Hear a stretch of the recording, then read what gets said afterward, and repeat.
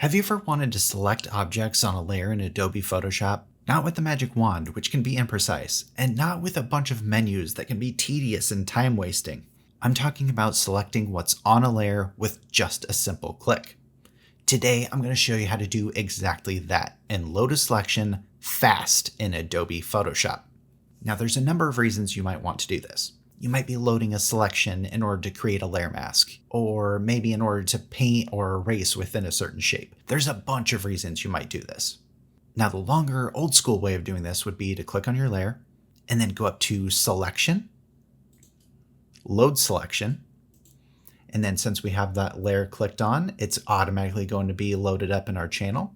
And then if we hit OK, then it loads our selection. So that's fine, but it took too many clicks to get there, and doing that a bunch of times as you work can really slow you down. We want to do this in just one click. So let's deselect that using Control D or Command D on a Mac. And now without anything selected, let's go down again to our Layers panel. And if you don't see this, then you can go up to Window Layers or use the shortcut F7 to bring that up. And now we're going to hold down the Control or Command key on a Mac. And now you can see that our cursor has changed. We're now getting that little finger point with the dotted box next to it.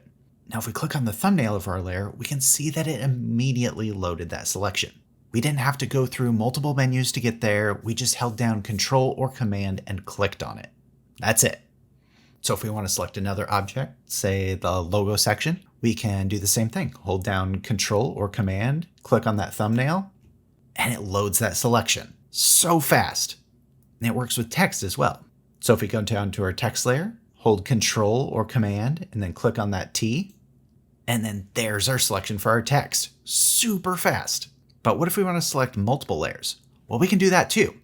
Now, if we hold down Control or Command as well as the Shift key, we can see that our cursor has changed again. And then if we click on another layer, then we can see it will add that second layer to our selection. Really, really cool. And honestly, that's it. I just wanted to show you a fast and easy way to load your selections and help save you some time. And now that you've mastered loading selections from your layers, did you know that you can quickly change specific colors in your photos using new updates to the hue and saturation tools? I have a quick video right here to show you how.